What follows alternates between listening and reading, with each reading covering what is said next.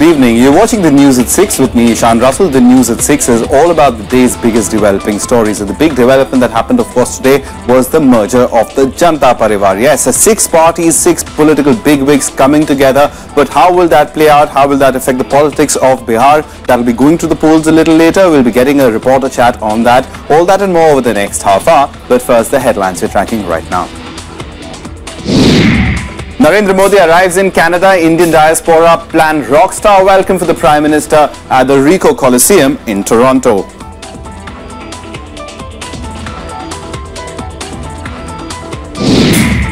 Six Janata Parivar parties merge under a single umbrella led by Mulayam Singh Yadav. New formation will face its first electoral test in Bihar.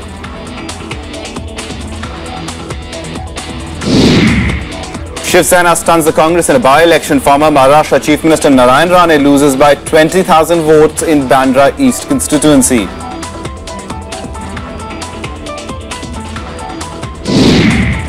Wholesale prices fall at faster than expected rate in March. WPI records negative 2.3% in fifth straight fall.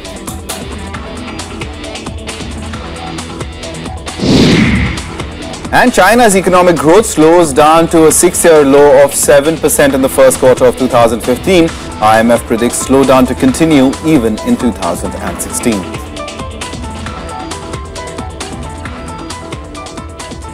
Our top story this evening, Prime Minister Narendra Modi is on the third and final leg of his three-nation tour.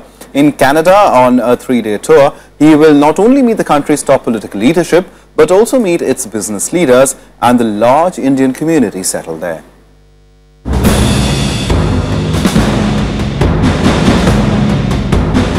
A very hopeful Indian community gathered outside the hotel where Prime Minister Narendra Modi is staying in Ottawa. Marking the first standalone bilateral visit to Canada in 42 years, Prime Minister Narendra Modi's focus will be on furthering ties through cooperation in energy, including civil nuclear, and attracting trade and technology for India's development. Between India and Canada, we already have a civil nuclear energy cooperation agreement, which was signed in 2010. And let me remind you that Canada was one of the first countries with which we signed that agreement. And now we are working towards operationalizing that agreement. As we said, we are trying to finalize the techno-commercial terms. So that is one, and which will happen sooner than later. We are focused on several broad areas. For example, energy. Cooperation in the energy sector is a major aspect of our bilateral ties. In addition, agriculture. A third aspect would be skilling and education. All these are sectors which the Prime Minister has identified as major areas for our diplomacy for development. In effect, we see Canada as a partner. With this focus, the Prime Minister is expected to invite Canada to partner India by sharing technology and pumping in investments. Modi will hold talks with his counterpart Stephen Harper to discuss how the relationship could be taken forward. He will also address Canadian business leaders. Unfortunately, the investment from Canada to India are much below potential. This is only approximately about $5 billion. And therefore, Prime Minister will be meeting leading Canadian pension funds in Toronto. These pension funds have a corpus of more than 200 billion, and our effort is to ease their investment opportunities in India. The two leaders are also expected to discuss a common approach to security issues and ways to deal with the threats to open societies. The Prime Minister will also address the Indian community in Toronto. The public welcome in the city is billed to be on the lines of his famous Madison Square address in New York last year. Bureau Report, Rajya Sabha TV. After months of discussions and deliberations, the merger of 6 parties to form the Janata Parivar was announced a short while ago. The new political front will be called the Samajwadi Janata Party. Samajwadi Party Supremo Mulayam Singh is likely to be the president of the new alliance. The much talked about Janata Parivar, a merger of 6 parties, is now a reality. A formal announcement on the merger was made after the final round of talks between the heads of all parties. जब ये सब एक हो जाते हैं तो देश में राज यहीं का होता है आपने देख लिया, जब जब हम लोग बैठेंगे, जब जब एक हुए तो राज नहीं का हुआ, राज होगा, देश सभी राज नहीं का होगा। The Grand Alliance, which includes JDU, RJD, JDS, SP, INLD and the SJP, will now be called the Samajwadi Janata Party with Chakra as its symbol. Mulayam Singh Yadav is likely to be the president of the Mega Alliance. जो सभी 6 दलों के लोग बैठे थे, उसमें एक committee का गठन किया है माननीय मुलायम सिंह जी की अध्यक्षता में, और ये कमेटी आज 1-2 फैसले किए हैं। माननीय मुलायम सिंह जी इस राष्ट्रीय दल के अध्यक्ष होंगे और पार्लियामेंट्री बोर्ड के अध्यक्ष होंगे। The formation of the new political front comes ahead of the crucial Bihar Assembly polls, which will be the first test of the Grand Alliance. The merger is also being seen as an attempt to counter the BJP after the latter's massive victory in the 2014 Lok Sabha polls and its successes thereafter. अब एक मजबूत दल के रूप में यह नया दल उभरेगा और देश की राजनीति को दिशा देगा। हम लोग एक हो गए और किसी के मन में कोई ईगो प्रॉब्लम नहीं है, न नीतीश जी के मन में, न लालू यादव के मन में, न हमारी जनता के मन में। और वहीं से बिहार के चुनाव पर देश का निगाह टिका हुआ है। BJP leaders, however, mocked the merger, saying it wouldn't have any impact on the Bihar polls. It is a confederation of losers, and it's only because of the losses that they had incurred during the 2014 elections that they are left with no other option than to come together. Notably, the announcement of the big merger was made just a day after BJP President Amit Shah sounded the poll bugle in Bihar. He also mocked the alliance, saying 0 plus 0 remains a 0, and asserted that nobody could prevent the Saffron party from coming to power in the state. Bureau Report, Rajya TV. And our correspondent Shyam Sundar has been tracking all these developments that have been happening with the Janata Parivar and the other political parties, how they've been reacting to it. First, let's talk about the Janata Parivar itself, Shyam. The much-awaited announcement finally happened, but it'll be very difficult for, all these parties to come together because they've, over the past 10 years, really established their own independent domain. So, in terms of functioning, how would this Parivar work?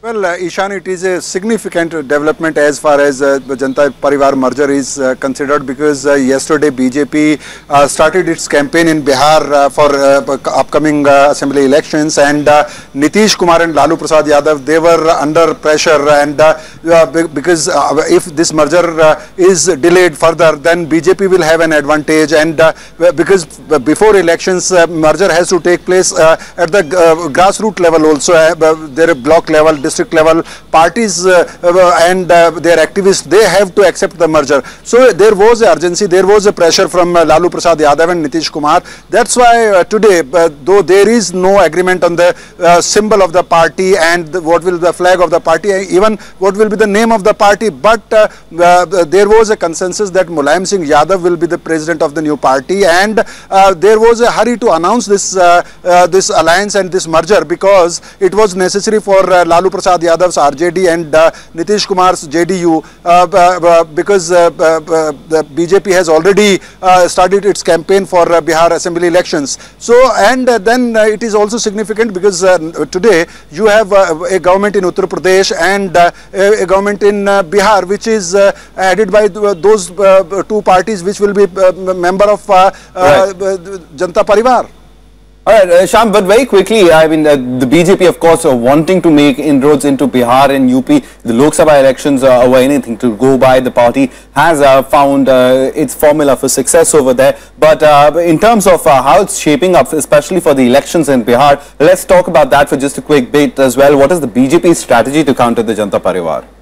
Well, BJP is dismissing merger of Janata Parivar parties, but BJP knows that it is going to be a big task and big challenge for the BJP, because if you see Lok Sabha elections, BJP got 32 out of 40 seats in Bihar, but we have to see that Lok Jan Shakti party and another party of Upendra Kushwaha, they were with the BJP, and a social equation was created in favor of BJP and Janata Dal United, RJD RJD, Congress. In that ways, opposition was divided in Lok Sabha elections. If Janata Dal United and RJD, they come together, Lalu Prasad Yadav and Nitish Kumar, they come together, then it will be a formidable force in front of BJP, and there will be a direct fight. Though Jitan Ram Manjhi factor is there, and BJP will try to use that factor, but it is going to be very, very challenging task for BJP to face a united opposition, because if Janata Parivar merger is there and Congress comes with this alliance, then there will be a big task for BJP to win Bihar elections. All right, so the battle for Bihar has been set up rather nicely. Thanks very much, Sham, for those updates. Sham, of course, will be keeping track of the situation as it develops on the Janata Parivar front. Meanwhile, moving on, results for 5 key assembly bypolls in 4 states came out today. Shiv Sena stunned the Congress in Bandra East in Mumbai, where former Chief Minister Narendra lost out by close to 20,000 votes. In Punjab, the ruling Shiromani Akali Dal wrested the Dhuri seat from the Congress. However, there was some good news for Congress in Uttarakhand, where they won the Bhagwanpur bypoll. Former Maharashtra Chief Minister Narendra lost to ruling Shiv Sena's Trupti Sawant in the Bandra East Assembly bypoll on Wednesday. This was his second consecutive defeat in 6 months after he lost last year's assembly polls from his home turf Kankavali. He lost by a margin of 19,008 votes. Shiv Sena workers celebrated at Sena Chief Uddhav Thackeray's residence Matoshri, which is part of the Bandra East constituency. बेरामपाडा आणि भारतनगरमध्ये सुद्धा काही मुस्लिम समाजाने सुद्धा शिवसेनेला मतदान केलेले आहे. याचाच अर्थ असा की जे एक वोट बँकेचं राजकारण चालतं, त्यांना भडकवण्याचं राजकारण चालतं, त्याला एक चांगलं उत्तर यावेळेला मुसलमानांकडनं, मुस्लिम समाजाकडनं मिळालेलं आहे. नको त्याच्या मागे लागण्यापेक्षा. Meanwhile, NCP retained the Tasgaon Assembly constituency of Sangli district. NCP leader R.R. Patil's wife Sumantai Patil won the bypoll by over 1 lakh votes. In Punjab, ruling Shiromani Akali Dal wrested the Dhuri seat from Congress.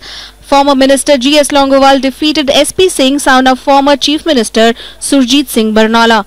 In Uttarakhand, ruling Congress won the bypoll in Bhagwanpur, helping them garner majority mark in the assembly on its own. Congress has now secured 36 seats in the 70-member house.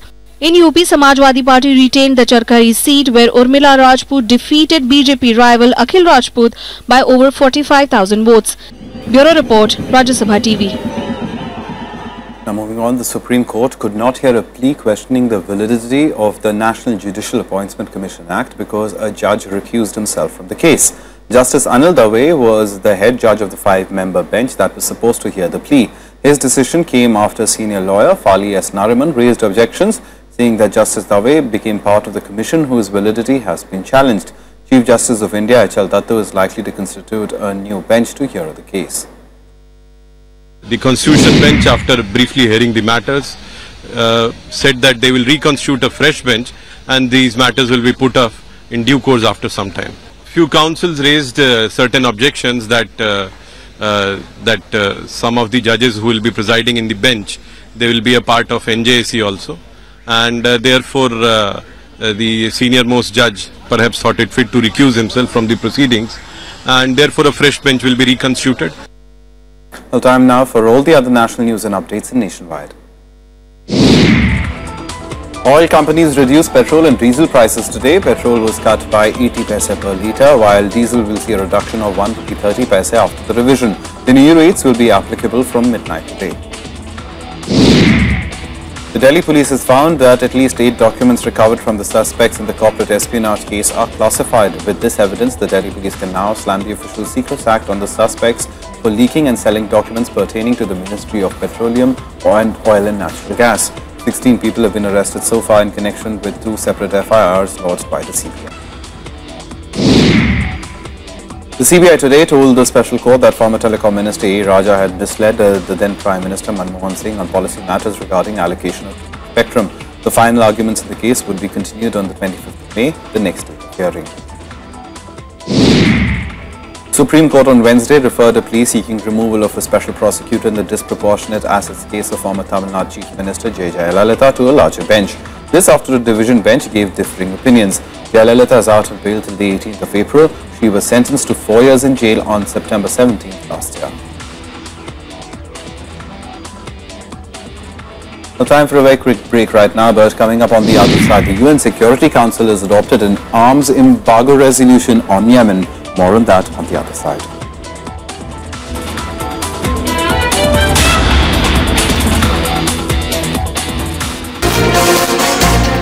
This special report will try and find out what the battle of supremacy in the Indian Ocean really is. Chinese threat in the Indian Ocean. India too strengthening its position in the region. Both nations jostling for control of crucial maritime routes. India back with a bang in the water body named after it. Watch our special report, Indian Ocean, Battle for Supremacy, only on Rajya Sabha television. A net neutrality debate rages. Should the internet remain neutral? Can it? What are the intricacies and implications? Watch the big picture at 6:30 p.m. and 9:30 p.m. on Rajya Sabha TV.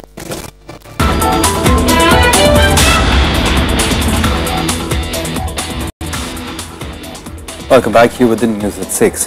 The deflation in wholesale prices persisted for the 5th month in a row. The wholesale price index fell to a record low of negative 2.3% in March, mainly on cheaper food and fuel products and manufacturing items. Inflation in food articles category stood at 6.31%, while for fuel and power it was minus 12.56%. Deflation was also visible in the manufactured products category, where the rate of price rise dropped to a record low of minus 0.19%. Industrial output growth jumped to a 9-month high of 5% in February. Inflation measured on wholesale price index was at minus 2.06 in February and minus 0.39% in January and 0.50% in December. It was 6% in March 2014. The decline in inflation and a positive industrial output data could give room to the Reserve Bank to consider a rate cut that the industry has been demanding.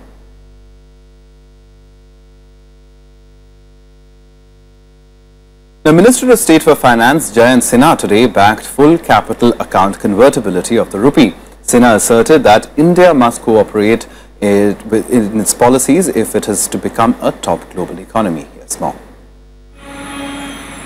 A week after the RBI indicated a move towards full rupee convertibility, the government on Wednesday underscored the need to remove restrictions coming in its way. If we are going to be one of the top 3 or 4 economies in the world, we have to make it possible for our capital markets to be broader, deeper and more liquid. And for that to happen, capital account convertibility also becomes important. The debate on convertibility on capital account has been raging for some time now. Capital account convertibility refers to the freedom to convert local financial assets into foreign financial assets and vice versa. Currently, India restricts foreign capital flows and the rupee isn't fully convertible on capital account. Analysts feel it was this RBI policy of partial capital control that helped India survive the currency meltdown in 1997-98, at a time when many South Asian economies with full capital convertibility were hit badly. It will be convertible insofar as resident Indians are concerned. That means you and me could take away anything, any asset, convert our rupee assets into foreign exchange and or into any world currency and take it away. Ever since liberalization started in 1991, the government and RBI have been progressively lifting curbs on capital flows. But given the current volatile global environment, full capital account convertibility must come with enough safeguards. Kriti Mishra's report for Rajya Sabha TV. On to China, which has recorded its slowest growth rate in 6 years at 7% today. This came in the backdrop of the International Monetary Fund's prediction that Beijing will see its economy slowing down over the next 1 year. The IMF also predicted that India is likely to outpace China in growth by 2016. China's economic growth has slowed down to a 6-year low of 7% in the first quarter of 2015. Weakness in key sectors suggested the world's second largest economy was still losing momentum. This intensifies China's struggle to find the right policy mix to shore up activity.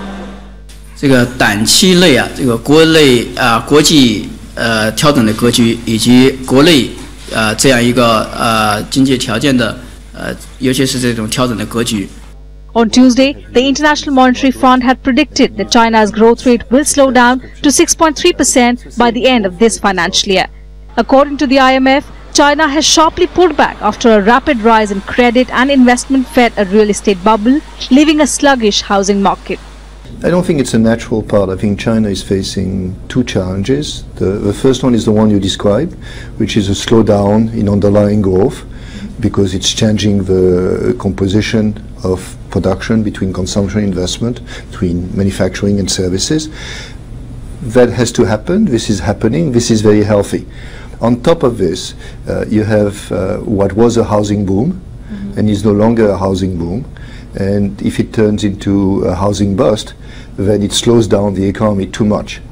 The IMF expects the world economy to be moderate and uneven in 2015. The global economy is projected to expand by 3.5% this year. The IMF has also projected that India will grow at a rate of 7%, outpacing China by the end of the financial year in 2016. Bureau Report, Rajya Sabha TV.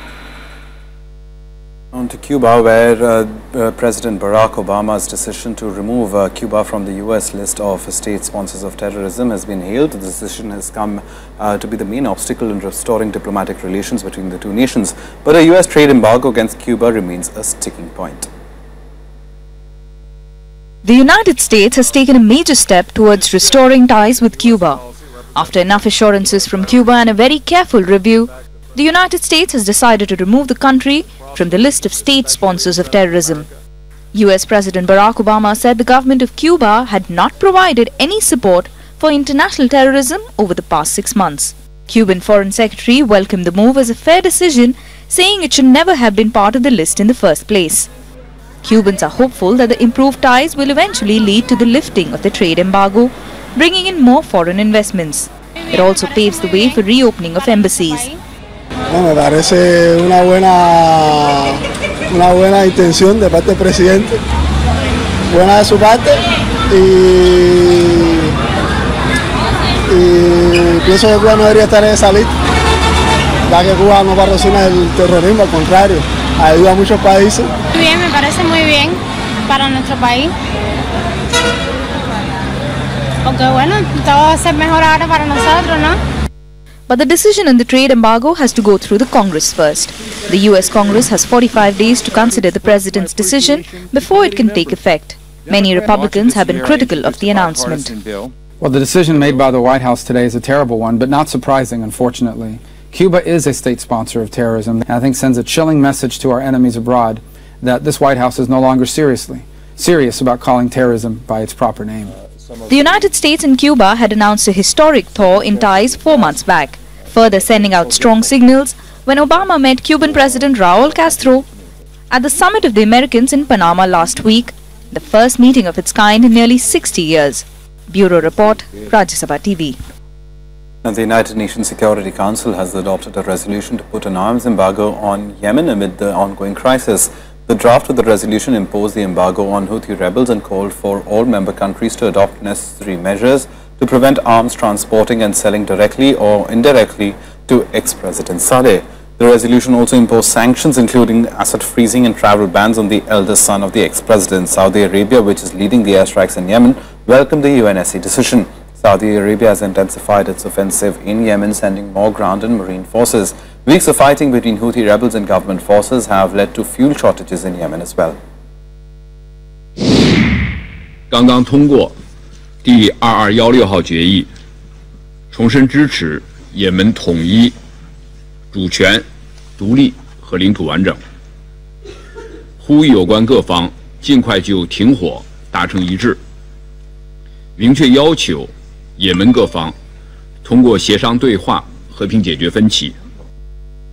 The time now for all the other international news and updates in Global Buzz. The United Nations is keen to launch a fresh round of peace talks for Syria. The UN's envoy to Syria said he plans to consult Syrian factions and interested countries in the new round of talks. The discussions are likely to start in May. Iran is likely to be invited for the talks, but the West claims the question of Tehran's participation remains unresolved. Iran's involvement is seen as indispensable since it's a major ally of Assad. German Foreign Minister Frank-Walter Steinmeier hosted the first of several meetings of the G7 foreign ministers in Lübeck today. The discussion on the summit are to focus on the ongoing nuclear dispute with Iran, as well as the crises in Ukraine and Yemen. Democratic presidential candidate Hillary Clinton kicked off her campaign in Iowa on Tuesday. In her speech, she said there were 4 areas she wanted to focus on as a presidential candidate: the economy, strengthening families and communities, fixing the political system, and securing the country against external threats. This was her first campaign stop since announcing her bid for presidency on Sunday.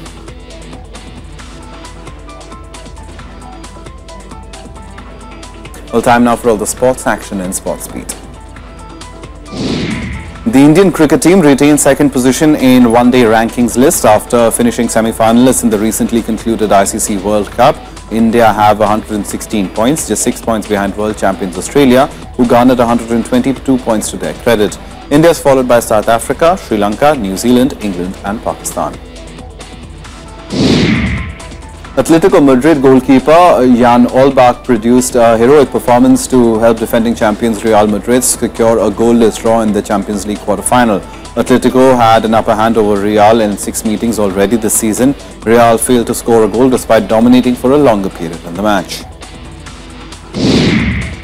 Barcelona will face PSG Eindhoven in the Champions League quarter-finals today. Barca coach Luis Enrique said the game wouldn't be easy for the La Liga leaders this season. Barca and PSG have already met twice in the Champions League group stage, with PSG winning 3-2 in Paris and Barca's 3-1 success at the Nou Camp helping them finish as group winners. World number 1 Novak Djokovic eased into the European clay court season with a comfortable 6-1, 6-4 win over Spanish qualifier Albert Ramos Vinolas at the Monte Carlo Masters. Djokovic raced through the first 5 games before Ramos Vinolas offered some resistance to provide a useful workout for the man hoping to complete a career Grand Slam at the French Open, which starts next month. Well, that's all from us.